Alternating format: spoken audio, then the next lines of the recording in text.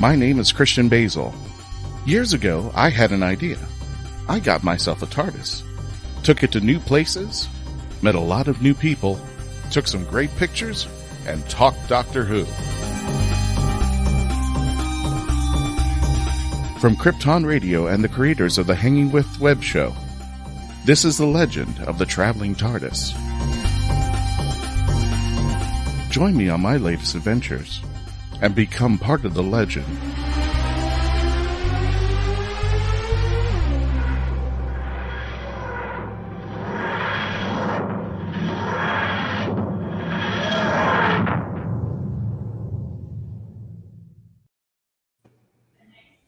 Hello, fellow Whovians.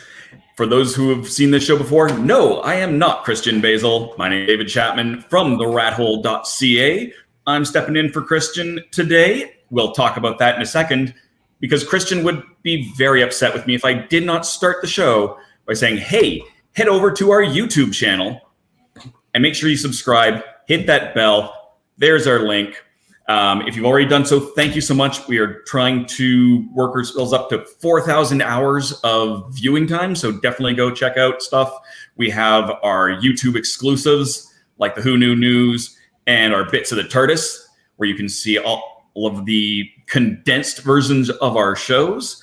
We just put up a condensed version of Stranded 1 from a few weeks ago. I guess I should probably edit the next part. But that's not today's show. Today's show, we have something much more special, and we do have a few. Oh, there we go. Now we've got our panel. Oh, it's a page. And then we're not. And now we don't. And then we're back. That's okay. I did prep that. It's like Christian is actually running the show here at Stell, and it's still crazy. So, anyways, well, let's introduce our panel while we take a look at the YouTube channel there. Right below me right now, we have Mr. Joey Reynolds. How are you doing today, Joey? Greetings, fellow stargazers, in the words of the late, great Jack Horkheimer. And he's sorely missed. Hi, everybody. How are you? We're all doing good, I'm sure. And below me now, Mark Muncy, amazing author of Erie, Florida. How are things for you, Mark? Doing well. Excited to be here, and just got announced for Pensacon. As a guest author, so hope to see some of y'all there. If you're in the Pensacola area of Florida, which is basically Alabama, Mississippi, and just a little bit of Florida. Panhandle. And Louisiana. Yeah. That's you were telling us about that earlier. That sounds like it's going to be a great event. And excited then over in the Benedict again. Oh. Nice. And over in the corner, sighing at us, director, co-host, hi everybody, artist extraordinaire. Hi everyone, it's me, it's Melanie Dean. You can catch me from Pieces of Melee over here to see all of my little paintings right now. If you follow me on Instagram, I am currently doing a series of 3 murals in Tampa, so you can kind of watch that, check it out, and see the progress. Hey, and then all the way on the other side of the screen is, as only a panelist, and he is specifically introduced last because he likes being last as the host, so he can be last as the panelist, Mr. Christian Basil. How you feeling, Christian? Great. It's TARDIS Blue. Somebody got their second shot. Oh, yeah. That's why I'm not hosting the show. He's upgraded to Hulk 5G. But it's the day one, so it's not the day after, which everyone else has had stories and delightful things that he's shared. And no. Hopefully you can be like Mark and just sleep sweetly the entire damn day. Reminiscent of how it was the best night of sleep he's ever had. Yep. It was every night of melatonin ever, all in one. It was wonderful. Yeah, I got my second shot. Excellent. Oh, yippee. Yeah, I did. When I left the place, I got my shot, and I walked out. Do you want to stay, Sarah, so we can monitor you? No, I'm fine. I'll just go home and sleep it off. Got home and was like, yay, it didn't hurt. It's fine. It's great. Everything. 3 hours later, it felt like somebody took a wet blanket, wetted the blanket. I mean, really wet, and threw it on my back and then said, walk around the house now. I'm like, oh God, this is just really, but yeah, I'm happy to have gotten everything taken care of. And on with the show as far as Yes. Conventions are concerned there. So I'm happy to announce that we've already are starting our convention run. We've already announced Central Florida Comic-Con. And as of just lately, I mean, literally just a few minutes ago, I got an email, which was one of the causes of the delay for the show today. We are happy to say we are now going to be a part of MegaCon in August. We can announce that now. Yep. So we are very happy. More panels as they come our way, but we are going to be at the Orlando Orange County Convention Center in August, and I can't think of the date. Sorry, but it will be in August. The weekend after what Gen Con was supposed to be. Yeah. So I was going to be there. I'm not going to be there now. August 12th to the 15th. Yeah. So August 12th Thursday, to the Friday, 15th. Saturday, and Sunday. And I can happily say that we are going to be hosting at least one panel, or at least that's what the email said, with more to follow. So as soon as we get more information, but we will be putting out the event on the calendar at the Legend of the Traveling TARDIS, so you guys can be reminded that we are going to be part of MegaCon, and we are going to our first convention will be the coming up next month is Central Florida Comic-Con over at the TD Waterhouse Convention. Yes, the TD Waterhouse Convention Center. So more are going to be on the way. Okay. Yeah, I am so sad. Dave, what show is today? Today we have the Cushing Conundrum. Dun, dun, dun! There we go. Started 15 minutes late. Let's go. Exactly. So, for people who don't know, put that back up there, Melanie. Peter Cushing was the first Doctor, but not the first Doctor. He was the movie First Doctor. So they had two movies that were licensed basically at the same time of the Daleks. These are intended to be Dalek movies, not so much Doctor Who movies. And Peter Cushing was the Doctor. He was Doctor Who, not the Doctor, but actually a Doctor with the last name Who. Get that? Yeah, exactly. This was a little bit of a different feel. It was in color. They had way nicer Daleks. In fact, the TV series eventually went and said, hey, can we borrow those Daleks? Because they're nicer than ours. Yeah, pretty much. Yeah, so it was they did two movies. There was plans for a third that never happened. So we have two of them. You can find them here and there and on video. The first one was Doctor Who and the Daleks in 1965, while the second one was Daleks Invasion Earth 2150 AD, and that was 1966. So you had one right after the other. Yeah, exactly. So what we're doing today... Oh, sorry, what was that, Christian? We got our introduction to our first appearance in Doctor Who as Wilf. Bernard Cribbins would be in the sequel to 2150 as a companion of Doctor Who. And plus, for anybody who's listened to the theme song of the movies, absolutely nothing like the TV show whatsoever. I jokingly say it's 70s adult film music plays in the background. That's how I it's very, very 1970s music for sure. 60s, 70s. We're in that. No, 70s was ahead of its time. It was ahead of its time. 70s, of course. It was Doctor Who. So exactly. But I honestly, it's one of my favorite versions of the theme because it's just so funky. But what we're doing today is what would happen if Doctor Who Peter Cushing regenerated. Now, he was a human in these movies, not a Time Lord. And we're not going to go into how these regenerations happen. We're just going to go, what would happen if we had a second Doctor in this movie series? And a third, and a fourth, and so on. We're hoping to get through the first 5 Doctors, and we've all made choices, and we're going to take a look at what those are.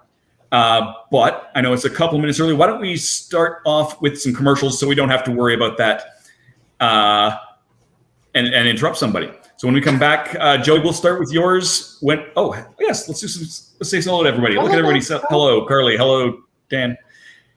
Hello, everybody. Thanks for coming. Thanks for waiting. Hey, hello, everybody. And we'll be right back after these short commercials. Become part of the legend. Bateman. What's the Bateman? A novel set in Florida, written by Florida author D.L. Havlin. Suspense, mystery, and murder. Evidence is in the bait. The Bateman is available at local bookstores and online. Alien invaders enslave Earth, unleashing hunters into the ruined wastes. One young survivor struggles to elude their monsters, clinging to hope. When he's stolen off the planet by a sarcastic starship AI, they pit their uneasy alliance against a treacherous galaxy. Explore a whole new verse of barbarism and betrayal. Wonder and adventure. In the Scion series by Michael J. Allen. Beginning with Book 1, Scion Conquered Earth. Available in print, ebook, and audio on Amazon.com. Experience Samara's adventure as she imagines the people around her change into friendly cartoon animals right before her eyes. Journey with her in this poetic tale, My Cartoon Imagination at School. And if you're watching us on the YouTube channel, please make sure you're subscribed. Hit the subscribe and the notification bell. Also, if you are on the Twitch or the Facebook page and watching us, please don't forget to add yourselves to the chat if you want to join us in the discussion. Don't thank us. Thank our friends at GeekInsider.com. Again, that's GeekInsider.com. Subscribe now.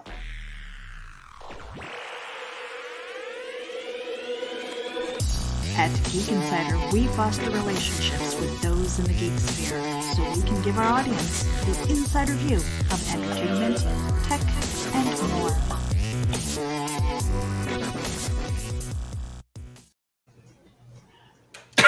Hello, welcome back. Sorry about that.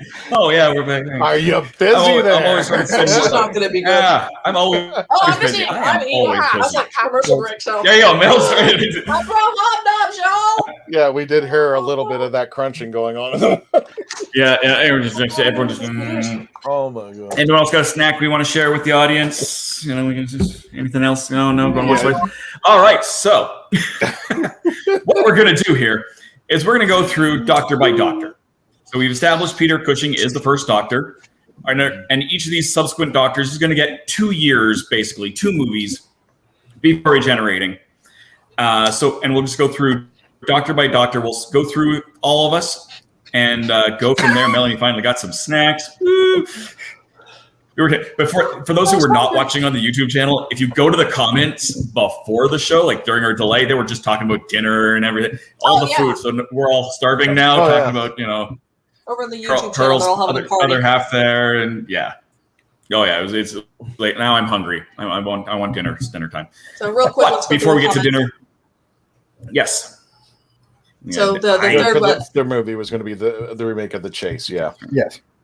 So yes, we've had both Christopher Chatfield and Dan Holofield both commenting that yes, it was The Chase. Yeah. And then a comment to Christian about that music. Not that I've heard of any, Christian. Not when I heard of any, but I've heard other people relate to it there. And hey, Oswin. Oswin Oswald. Through all the hellos, so evenings that everyone's laughing, everyone's having a good time. Yay. Out in both. As we should.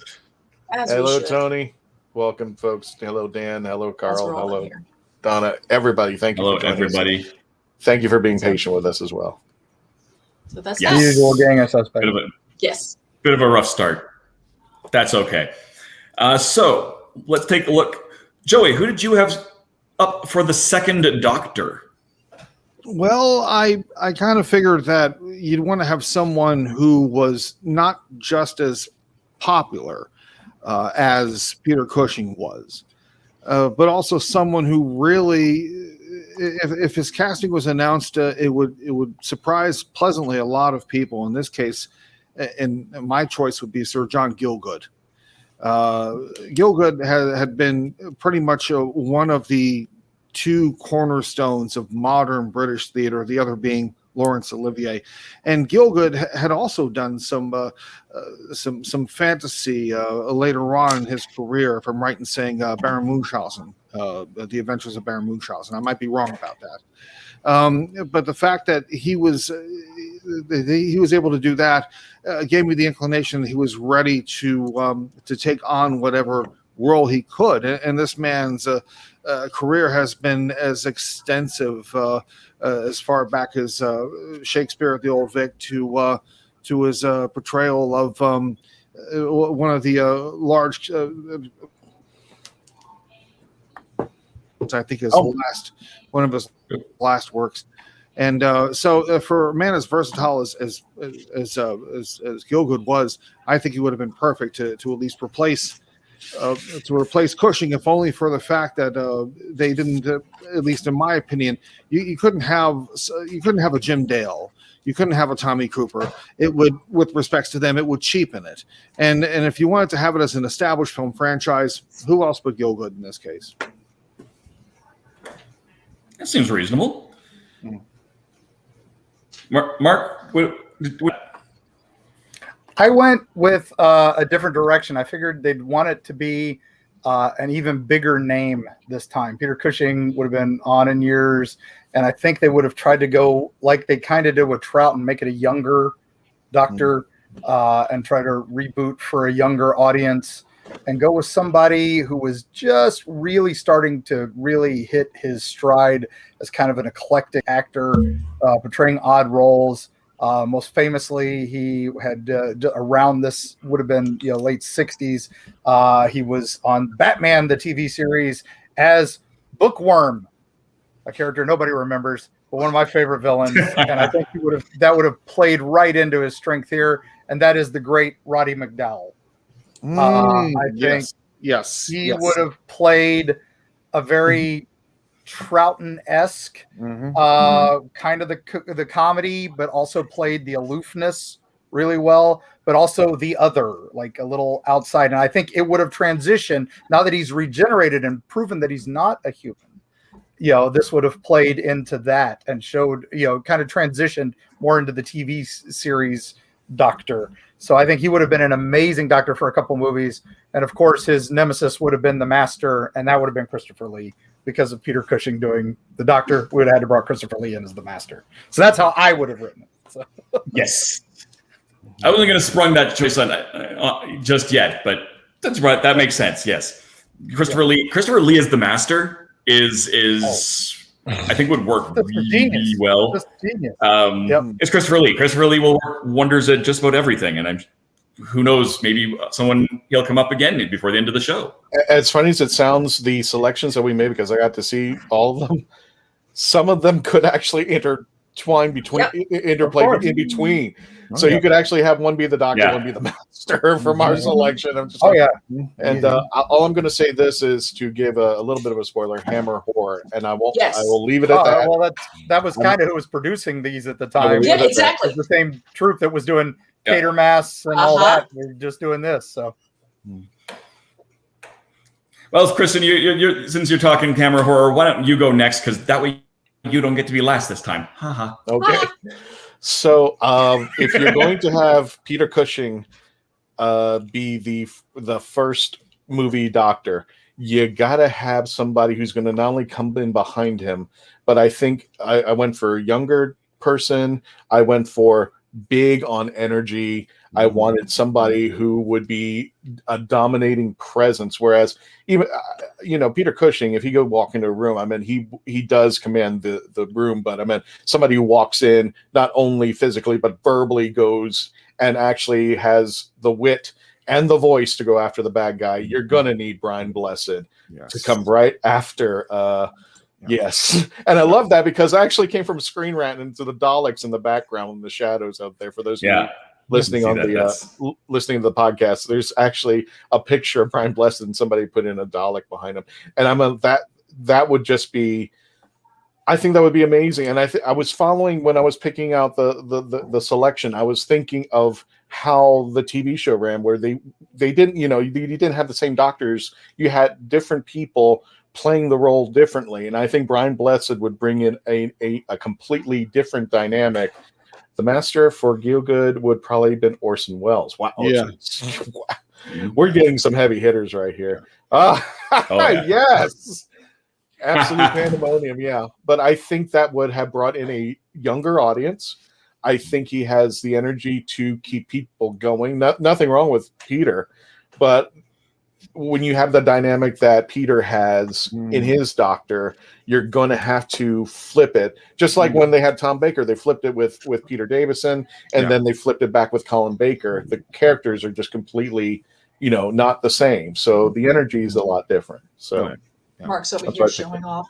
I was showing off my autographs. Yeah, exactly. Blessed is the man, but I don't picture him as a doctor, but you've kind of warmed me to that. So I see him as a second Doctor. I could just see him as just about anything else, like a galactic king or somebody, some foil or something like that. I would think if over the top. I just think he would eat it up so much. But that's good. You want that in a movie, Doctor. Well, if you see that his photo, it's more fun. There you go. I think if you watch his work before Flash Gordon, I think that's the kind of Doctor that I'm aiming for Brian Blessed, because but he needs when the Doctor comes in, when he can do it verbally too, he commands a presence and he just demands it right off. And I think he's got the acting chops for that as well. Exactly. Definitely agree with that. Melanie, who did you pick? Well, since it was kind of already, the cat was kind of already out of the bag, and I went the opposite direction of Mark saying that he was going to be the master. I said Christopher Lee, because I am very much a Hammer horror style fan of the Hammer horror movies. The fact that they were being produced by the same kind of, they were producing everything for the Doctor Who, the Daleks and everything. I just have that feeling that Lee desperately wanted out of that typecast as Dracula. He was done with it, but it was a steady paycheck, so he's not gonna. He didn't want to get away from it too quickly, but he really wanted to at least be able to get out to do something with more teeth that could get him out of just that. Oh, you're a horror actor. Oh, you're a horror actor. You're that kind of typecasting. And I just think that doing something like doing a role like Doctor Who would show off a little bit more of how much depth he had of character and portraying something much more different than bad guy. And here you have Cushing already kind of stepping out and getting away from it. So why not Christopher Lee? I still like that photo. Already in a tweed jacket. It's a good photo. It's so interesting because you picture him. I always picture him today, right? I mean, today-ish. The much older version of Christopher Lee, right? So anytime you see these old, or several of these actors that we're going to talk about today, so getting to see some of the older pictures is a bit of a hoot. Yeah, especially 50 years ago. They were young. But even then, even in his youth, he still had. he had the height, and the reason why he was typecast because he had the height, he was imposing, and he had those piercing eyes, and I could see him as a doctor utilizing those two aspects to kind of be that imposing presence and utilizing that in the blocking of the scenes and everything. So with this particular doctor being a human, he wasn't an alien. He's not, he's not going to have the sonic and all the little things that we're so used to having in the classic series of, what a third, fourth, fifth, doctors would have. You have a human being who'd still have to have that cunning and presence. And I think Lee's height and his, that intimidation factor would be kind of a neat little thing to see in a doctor, having what we now see in New Who as, the space god, except this is just a human being that would just kind of, for an American audience, if you've ever read anything about Lyndon B. Johnson, he very much used those two things to intimidate people when he was in a room. And I could see Lee doing that as the doctor to kind of have that same kind of presence blocking wise. Like Winston, go ahead. Go ahead, Joey. Like Winston Churchill, he had the type of personality to tell you to go to hell, but say it in such a way where you look forward to paying for the ticket. Yeah. I was he did in the early 80s, he did Sherlock Holmes with Patrick McNee as Watson, and they're kind of like Sherlock in retirement type things, and they were amazing. And I could totally see him pulling off the Doctor with that. No, I definitely agree. Comment from Dan Homerfield, Master for Christopher Lee would be Jack Palance, and that would be absolutely amazing. Yes. And Carl Witzman agrees. Yeah, Jack Palance. Yeah. And the Doctor Jack. And I love it. People in the audience keep chiming in with your thoughts on Doctors and on Master. We'll see what else we have to say. So since I'm hosting, I get to go last. not Christian. Are you gonna I warned him fix it before to a that I was commercial going like to just Christian keep does? digging Gonna that. change your answer? Sure, why not? Yeah. No, yeah. Actually, he did change it at the last minute. But yeah, you know what? We will go to commercial because why not? Why not? It's a Are you asking me to go to He's commercial? telling you to go to commercial. Fine. When we're back.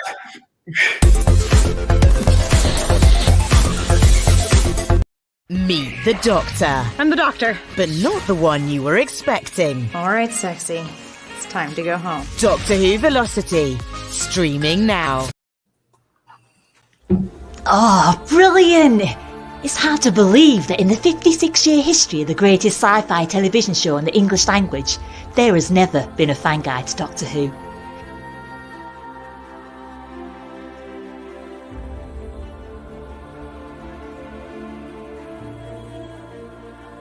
The official books might give you what they think you need to know, but only a guide written by a true fan will give you what you really want to know. Join Whovian, the brilliant Mackenzie Flaw, as she takes you on an intensive journey inside the world of the first female Doctor. In the Binge Watcher's Guide to Doctor Who, Season 11. Right, let's get a shift on.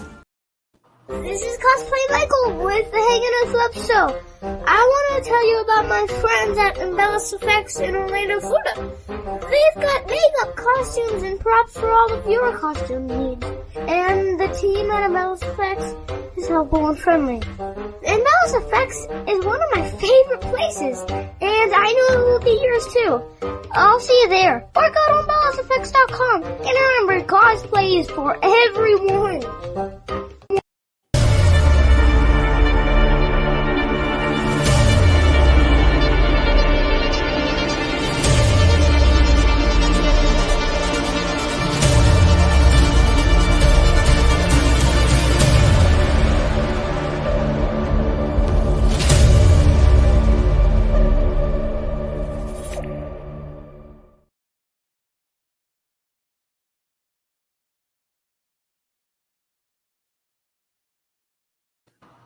And if you haven't gone to Doctor Who Worlds Apart, what are you waiting for? After the show, of course. But check out our friends at Doctor Who Worlds Apart. You can actually earn stuff just by logging in on a daily basis, and you can play without having to purchase anything. So please check them out. As you've seen in previous episodes and our prior episode with Mort, the Fat Viking, we'll be playing that game eventually, and hopefully we'll be opening our cards to show just how badly Nisha will be beaten at this game. So go over right now. Well, I meant after the show at DoctorWho-WorldsApart.com and tell them the legend, the Traveling TARDIS sent you. Now back to this guy, that guy, that guy. Me? We can't even again. Yeah. Over here. Hi. Back to me. And my big question, when will Peter Cushing join Worlds Apart? Ooh. I'm hoping soon, and I want that legendary card. Mort, make that happen. Mort. Legendary. Mort. Yep, because they are legendary movies. So my pick, I get to be last. I went pretty much exact opposite of Hammer Horror for this. I went with Kenneth Williams. Wow. Me fool. If you think about it, the movies were very much more a comedy. Yeah. Kenneth Williams being one of the major faces of the Carry On franchise. Mm-hmm. He is all about comedy, and he does have some other stuff as well.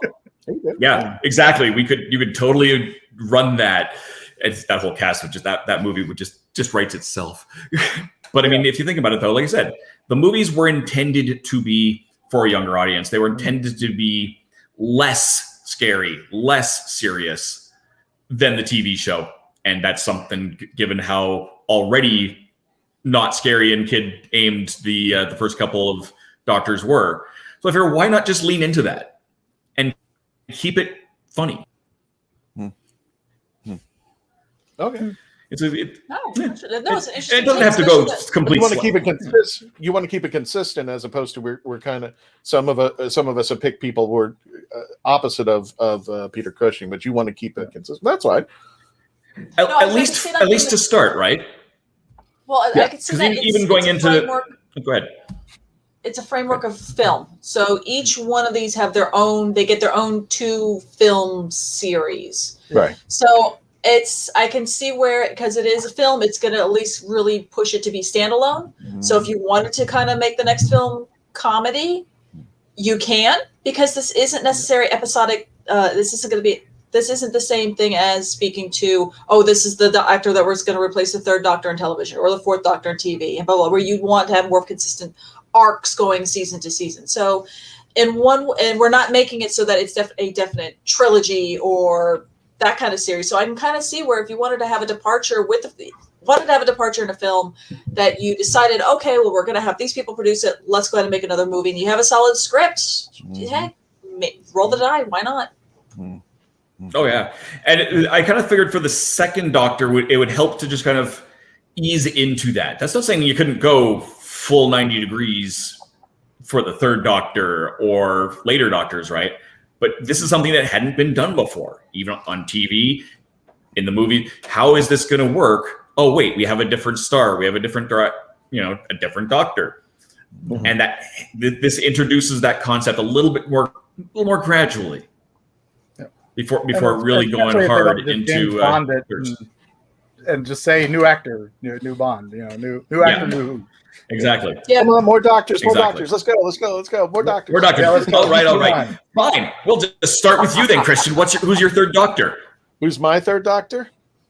Yeah, who's your 3rd Doctor? That would be James Mason. I picked him for the 3rd Doctor. Oh, that movie's so long.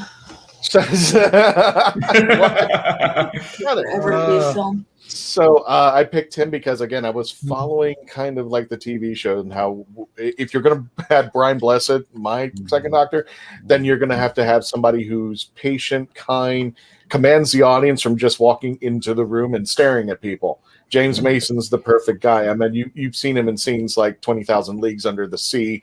I mean, and just something as silly as Heaven Can Wait.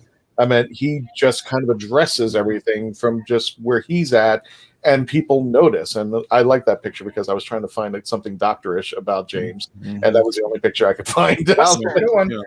That he could be the Doctor. That works, yeah.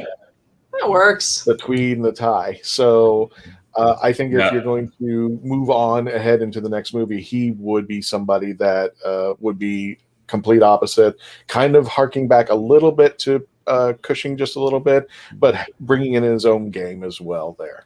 And having that voice. Everybody wants that voice. Yeah. So that's just me.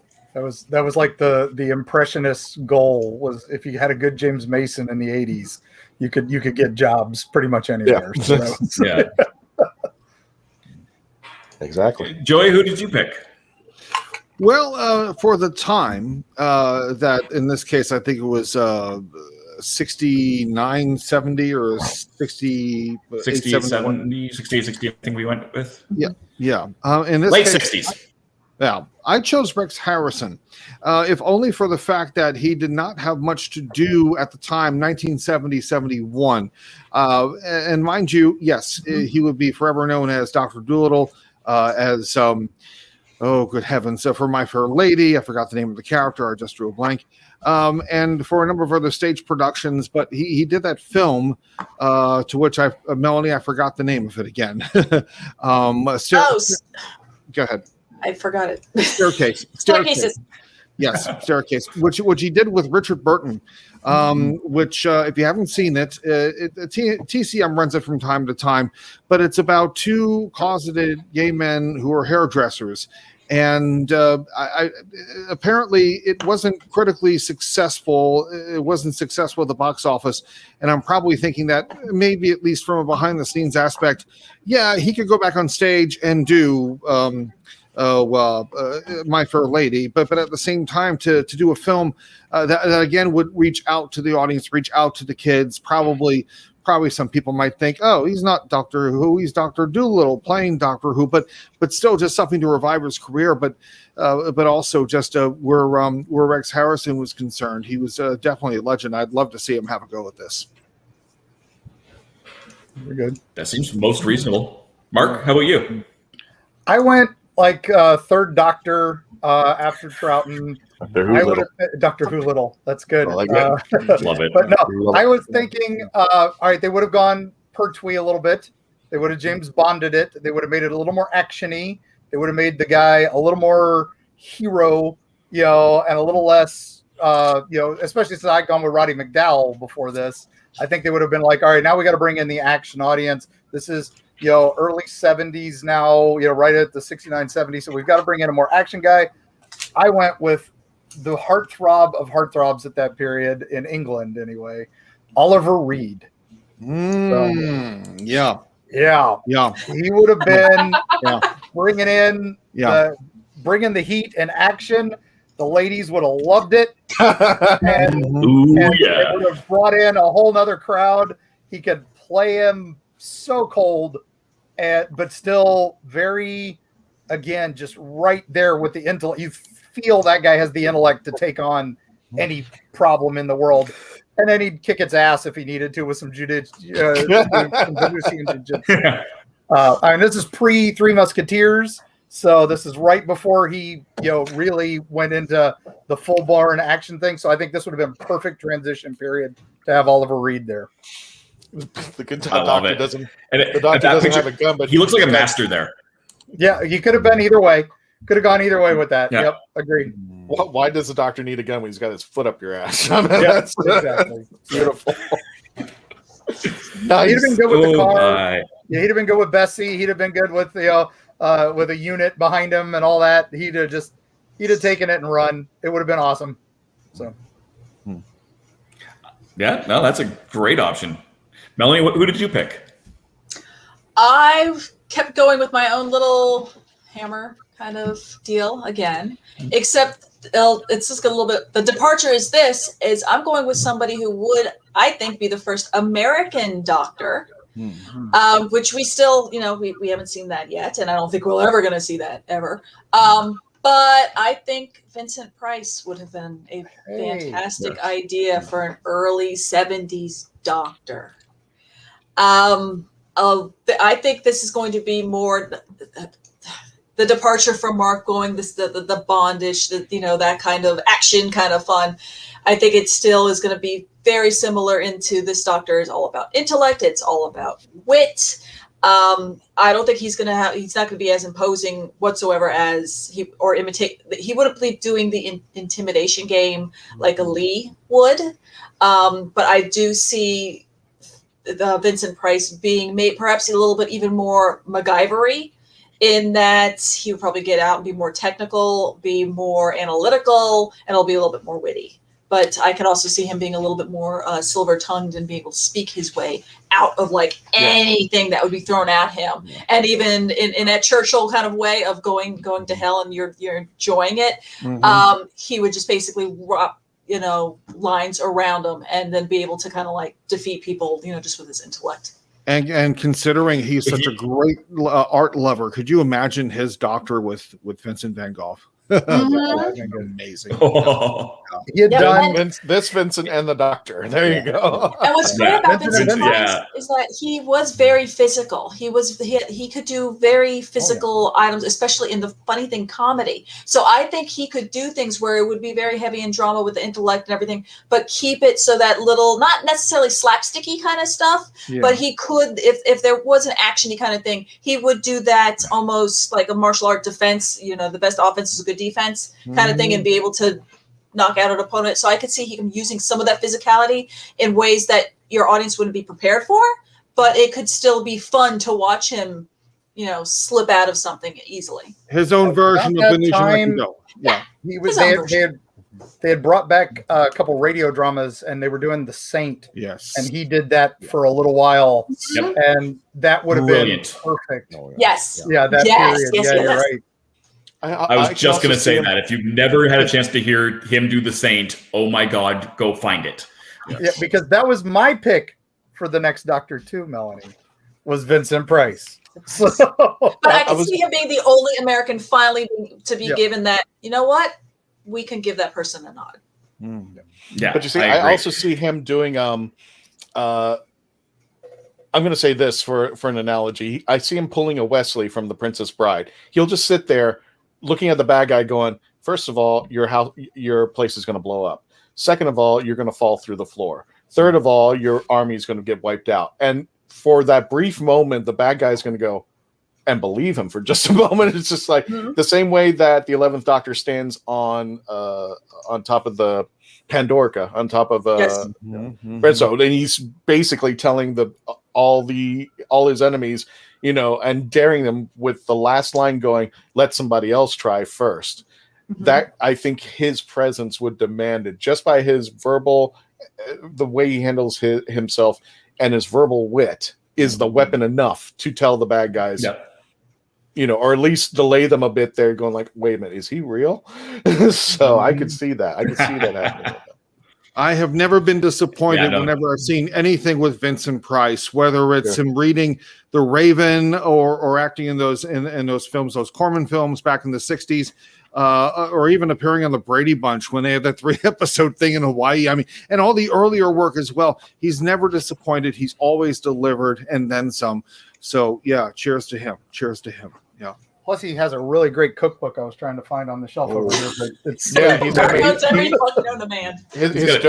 his daughters mentioned that he's a cook. Well, I'm not gonna make us go to a commercial for mine because we've kind of talked my choice already, and we're gonna hit that a couple of times throughout the rest of the show. But I said Christopher Lee specifically for the third Doctor. For a lot of the same reasons we've already said Christopher Lee would be a great master and a great Doctor. He is a taller, more imposing Doctor, more physical. He has all that extra gruff of that Pertwee kind of had, but still have the fun of it, So I think that he was going to make a great choice specifically for that third Doctor. And when we come back after the commercials, though, let's talk fourth Doctor. Got it. When we come back. You have more options than ever before when choosing a film, a television, or internet series, a book to curl up with, or even a radio show or podcast. Get to know the people who are creating for you. The Hangin' With Web Show, hosted by award-winning author and journalist G.W. Pomacher, is the internet's fastest-growing web talk show series. The Hangin' With Web Show features professional, yet casual, in-depth interviews with creative arts and entertainment pros. Meet the people behind a digital revolution in creating more quality content than ever before in the history of media. Find the Hangin' With Web Show on YouTube, Facebook, or Twitter, or simply go to www.hanginwithshow.com. That's www.hanginwithshow.com. Author Cindy Kepp is writing on the edge. Books include Remnant in the Stars, The Loudest Actions, Lines of Succession, Mindstorm,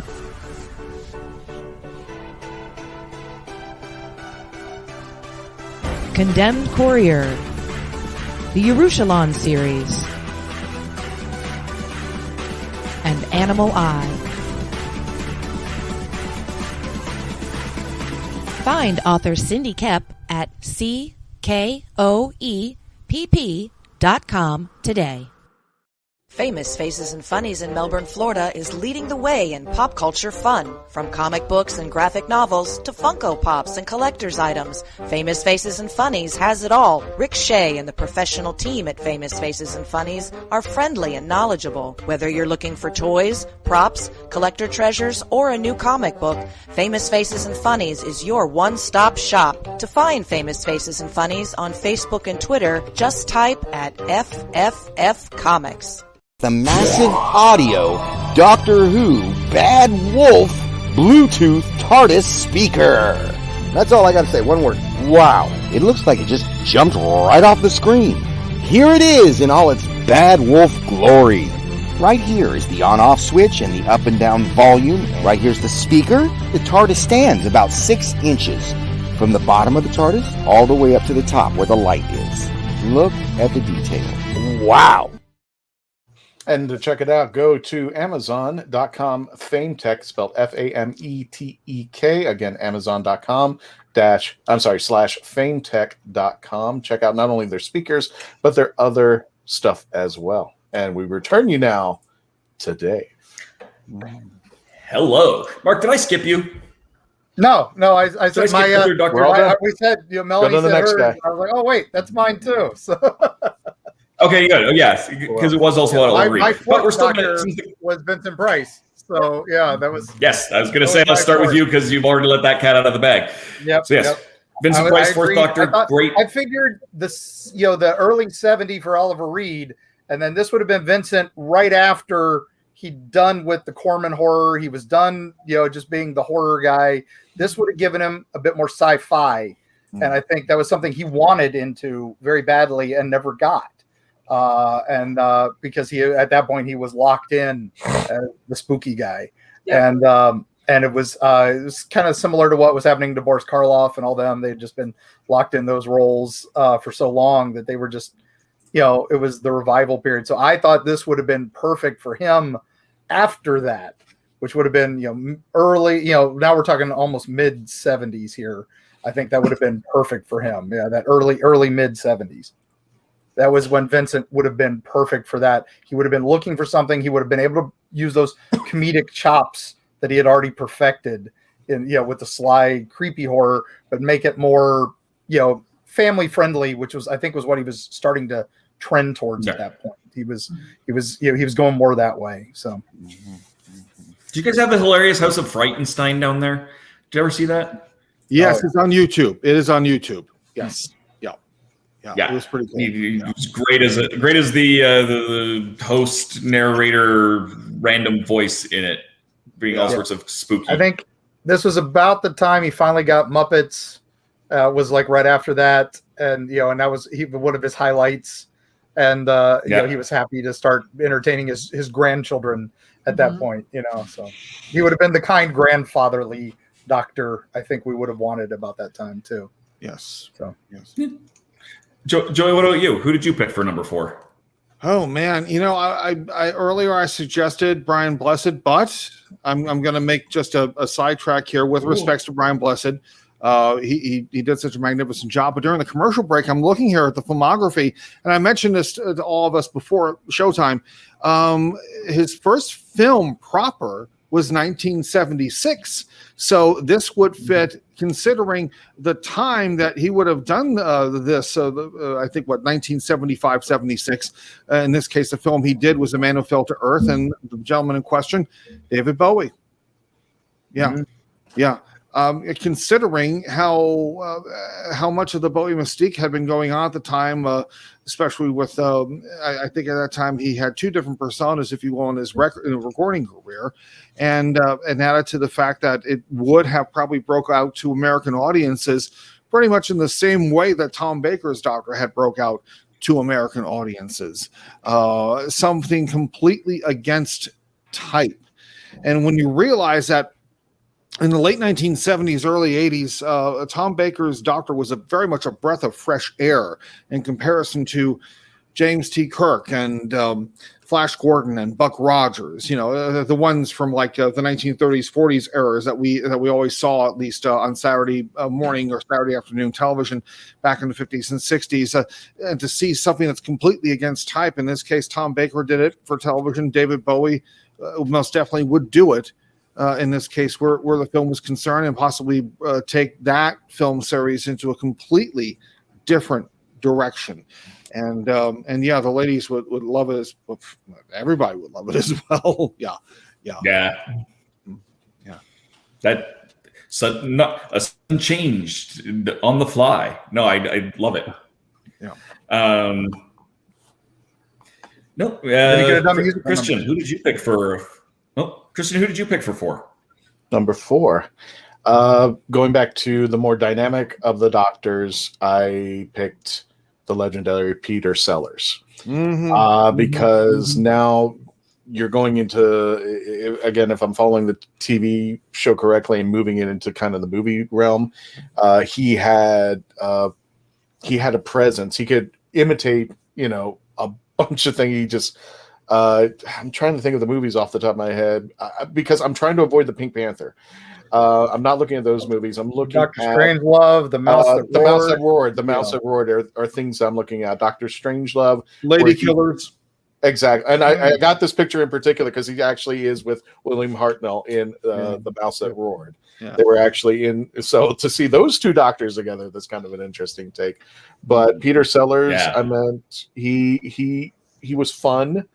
This is something that would bring into what Tom Baker had, because he had his own personality and stuff, whereas Peter has multiple personalities, and everybody would take kind of, like I said, I'm trying to avoid the Pink Panther, but everybody would take Peter's interpretation of the Doctor as the full, but really they've been underestimating him, like the second Doctor, like Patrick Troughton.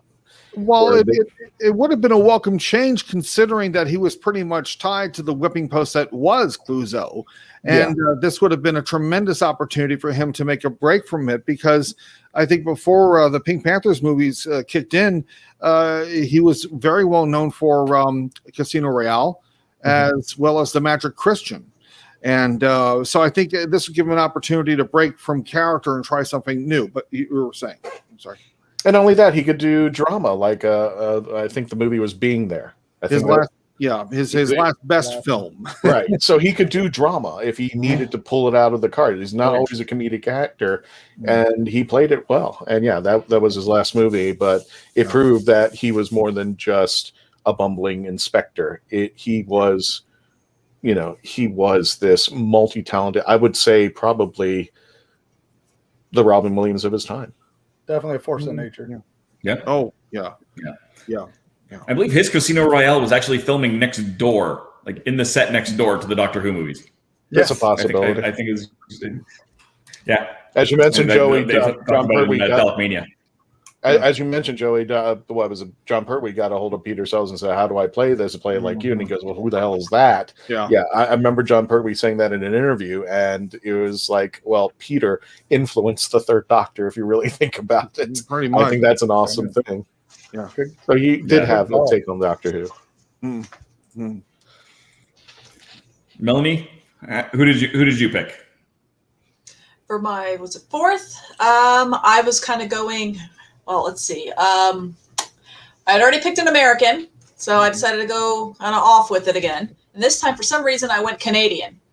Don't know why, Dave. But I picked. It was me. What do you mean it was me? I wasn't alive back then. I'm not that old. Has an influence. But I went with somebody who had just crazy amount of work. If you look at this man's IMDb, my God, Christopher Plummer did not ever take a break, which I was kind of thinking that I shouldn't put him on here because I don't know when he would have had time to do it. But then on the other hand, like I believe it was 70, because I was looking at his page, in 75, he had 5 things come out. Everything from like The Man Who Would Be King to Conduct Unbecoming. I mean, he had 5 projects released in 75. He had 3 projects in 74. I mean, he would have been crazy busy. However, he only had 1 thing in 71 and 1 thing in 73, so he could have fit in there. But the thing with Christopher Plummer, he in my mind is that every Doctor I picked after Cushing I kind of used Cushing as my base, and I didn't want to go too crazy with it because I mean, granted, with the Oliver pick of somebody having comedy and being different with movies, that kind of in my mind as I thought through it and spoke through it, I could see, okay, well, it is films, you could change it up a little bit. But in my mind, when I was setting these guys up, I'm thinking, no, you're probably going to be something a little bit more consistent, 1-to-1-to-1, because we are rethinking maybe in film, how do we do regeneration? Because if you're getting a movie, are you going to really air regeneration? Or in my mind, I'm thinking it's more like the Bond films, as I think Joey had brought up and Mark had brought up earlier, that this is kind of like just recasting a Bond where you still have consistent Bonds, but it's just I don't think in the Doctor Who sense we would even touch the idea of regeneration for these films. So I think that for this one, I'm kind of in my little arc. It's kind of very similar stylings, except everybody could do their own kind of spin on it. And I think Christopher Plummer would be another one that would be just, let's see what he would do with the character. And would he put it? Would he turn around and put it on its ear? Would he do it straight? And he's more my what if, because if you look at his repertoire, it's all over the damn place. Yeah. I mean, heck, look at Knives Out. The man could do some dark comedy. So imagine if it was like his Knives Out kind of Chang and Star Trek 6. Yeah, I was gonna say Chang and Star Trek 6. Yeah, cry havoc. Just shouting Shakespeare in Klingon was awesome. Would he just be insane? But then and as I go through that, I'm like, but then that would be almost, I'm rethinking it, going, I should have just kept him back for the Master. No, but he did play it either or. Would have been good. So I like just the idea of putting Plummer into the conversation and going, so what would you like to do? And not only that, Mark and Melanie, I think also because you mentioned General Chang, I still think he had a sci-fi bug in him, because he later, I think, if I'm not mistaken, Joe, clarify me on this, he did a video game with William Shatner and George Takei, a Star Trek video game. He was in it. I'm just like, why would you do a video game? Yeah, the Klingon. Well, no, it was Starfleet Command or something like that. But he also was in Klingon Academy too, which was full motion video. They showed him how he lost his eye. That was supposed to take place before the Undiscovered Country. But I thought, you're a movie star. Why would you lack back? But you know what? If somebody could do that, he's gonna do Doctor Who. He'll find time to do a Doctor Who thing. Yeah. See, in my mind, I always think of, when I think of young Christopher Plummer, I always think of him back when he was doing Cyrano de Bergerac. And as that, so I almost kind of see him doing a little bit of that kind of, hopeless, helpless, like kind of, character, and having that as the Who. But like you said, I mean, his career is just so varied. I just think it'd be just a fun. In fact, Melanie, if you've seen Dan Holyfield's, it says Melanie Plummer is both the Doctor and the Master. I know, you dual role. All these guys could have done that. All these guys could have done that. Everyone we mentioned so far. Yeah, at the same time. Gotcha. Yep. By the way, it was Star Trek Klingon Academy that he was a part of. Yeah, that's what I thought. I was right. Okay. All right, we've got a few more minutes here. So, Dave, I don't know that we're gonna. Yeah, I was gonna say I don't think we're gonna get to our fifth Doctors, but my fourth Doctor, I kind of went. Well, Baker was warm. He was quirky. He was witty, but he was also very, very warm. And so, who better to do some quirky and warm than David Tomlinson? Christian, before the show, you were saying he's your Disney dad. He's my Disney dad. He was in Bedknobs and Broomsticks. He was in Mary Poppins. I think he was in another movie that I can't think of, but he was the Disney dad. He was always the father to somebody. And I can't, as you mentioned before, when you had to have the dad. Dean Jones was when you had the single guy. Yeah, exactly. Yeah, and only that, but I can't see him without his mustache. And when I saw him without his mustache, I was like, no, that's not him. That's not David. That messed me up too. Yeah. No, and that's why I thought he'd be perfect for that, just because he has that dad feel that Tom Baker every now and then kind of pulled out. He pulls it out a little bit more as the in his new stuff there, but in the 2 minutes we get to see him in Big Finish Audio. But the 2 minutes, what? Anyhow, but yeah, I think he would be just an amazing choice in there. We're gonna have to do our fifth another day, I think, because we are down to about a minute and a half left. Part 2 next week. Yeah, or an after party. Yeah. Do we have a plan next week, Christian?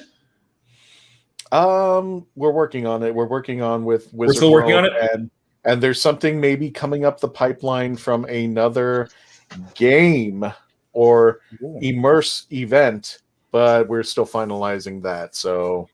If anybody's maybe next week, but maybe. If anybody's been paying attention to the immersion things that have been out there, little David Bradley, little John Barrowman, you might know what the heck I'm talking about. If not, well, hopefully we'll find out very shortly, because they're going to be on, and we can't wait for that. We could run it through our chats on what everybody else was kind of throwing out there, where I was kind of holding back some of them because I didn't want anybody to say something that would have been, brought up. But we have Graham Crowden was asked to play the Doctor, I think. He would have been good. He would have, yeah. Graham Cross's timing may be wrong, but Jeremy Brett for the second Doctor. He's been a little young, but I think he would have pulled it off. Yeah. Here, I'd suggest Brett as the fourth Doctor. Yeah. So we have more people for Jeremy Brett. Another one was David Niven. Yeah. Who was could have done well. He was on my backup list. Yep. Mm-hmm. Yeah. We are. And then Michael Caine were on my my backups. So Leonard Rossiter might have been good though too. Here was another one for David Niven. So you have David Niven again, but Boris Karloff is the master. Boris Karloff, yes, he would have done fine. Yes. See, I have an American. I know master, this is going to sound weird, but David Niven is too pretty for the Doctor. I don't know why I came up with that comment. He's too pretty. I mean, it literally makes no sense. The Doctor has kind of like these funny, quirky flaws, and David Niven is just like I think flawless. For the better term, I guess, or like perfect guy. Yes. So we have one person ask for the whole show's part 2. All right, there we go. We'll continue. We've only got a couple of these doctors down. So. 80s Doctors next week, gang. Yes. Oh, goodness. Sounds like a plan. 80s movie Doctor. or possibly next week. We'll see what else comes of some of these other things that we have to firm up. Before we go, Joey, where can we find you? Oh my! Sitting in front of my computer right now. I've taken a break right now from doing Geek Radio America on Twitch. I will be back with that later on Memorial Day weekend. I just have a number of things to take care of before I get back, and I want to make sure that I have all my ducks in a row, horse before the cart and all that. But yes, Geek Radio America on Twitch. You can probably see any old episodes or feeds, as it were, and that would be through twitch.tv/Geek Radio America. Yeah. Thank you there. Mark, real quick, what have you got going on? You can follow me at erieflorida.com. I'm now on the show Parageeks on WeBeam TV or parageekstv.com. You can see some of the old episodes. It airs Friday nights for the next little while. I'm on that as a host for a little bit. I'll be on Expedition X on Discovery Channel later this summer. Just filmed an episode of that. Very exciting. And then you can find our con schedule at erieflorida.com. Now I got to get the app, you fool. Oh, yeah. Sorry. Thanks. It's holding Discovery off. Plus, baby. So, yeah. Got it. Christian, Melanie, anything else you guys want to hype? I mean, you're here every week, so. Yeah. Hi. I'm here. Just follow me here. Hi. Again. For those of you who are staying with us, we're going to go into the after party. It's going to be a very short after party. I apologize. Thank you for your patience. Thank you for sticking it out. Everybody on the audio, thank you for joining us. And please stay safe. And as you notice, I did get my second shot. Ow. Move that arm. Move that arm. Drink that water. Drink your water. Take a Tylenol. All right. We're out of here. Thank you, folks. Please stay safe and always be a part of the legend. Here we go.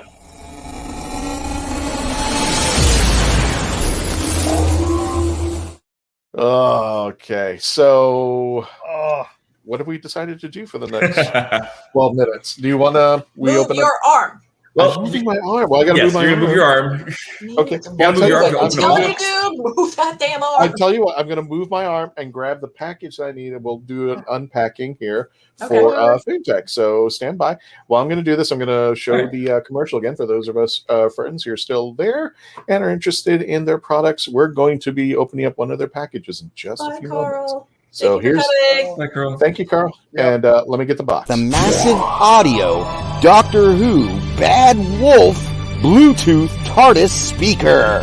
That's all I got to say. One word. Wow. It looks like it just jumped right off the screen. Here it is in all its Bad Wolf glory.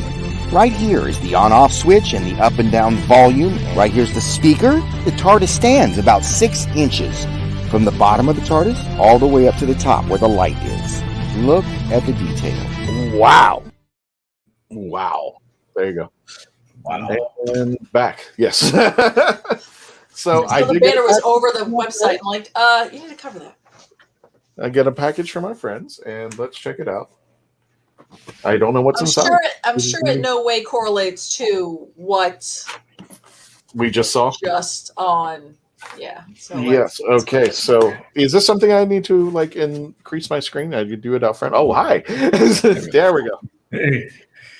Somebody's talented. I need Somebody knows how to use the buttons on this thing. Exactly. I need a pair of scissors. And I would like to point out. Oh God! Here comes the bloodletting. Melanie did not just remove you from the feed when trying to do anything with you. I know. We got an entire show for the first time in 3 weeks where someone has not been just accident. Yeah.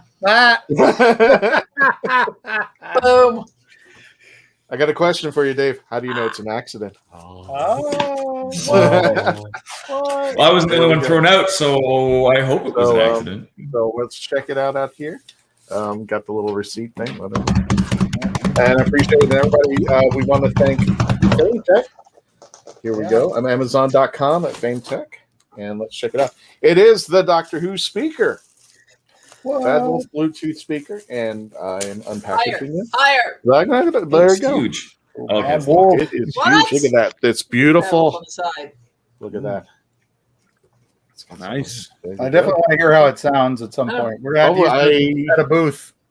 Yeah, we're gonna.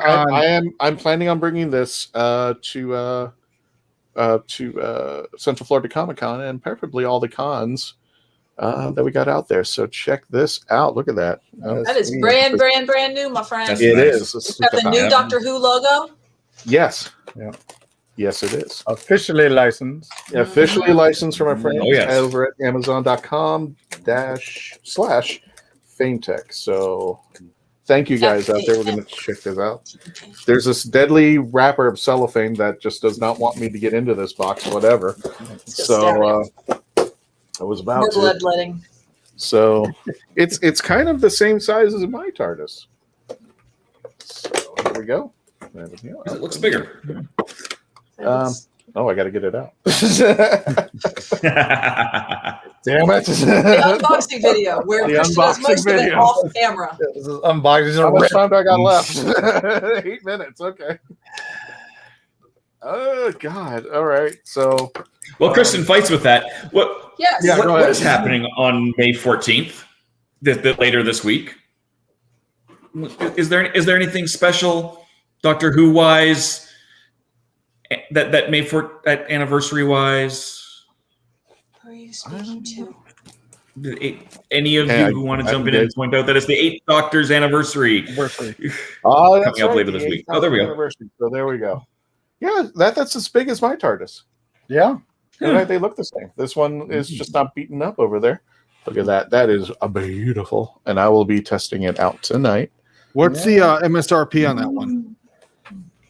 God, would you have to ask me technical things like that? I have no idea. That's not technical. How much money it is? He's how much does it cost? How much does it cost? Manufacturing retail seller's price.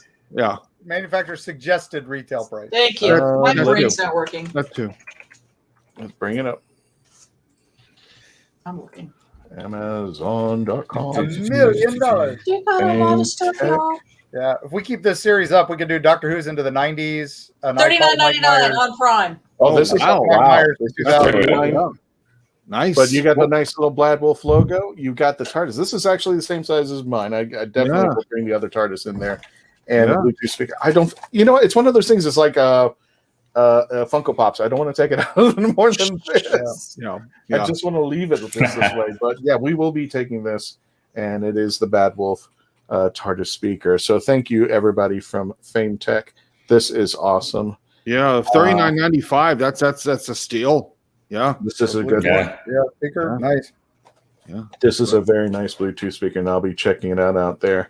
So go over now to FameTech, Amazon.com, and check it out. I think we might play it a little bit on the show. But I'm definitely going to be listening to all my Big Finish audio through this.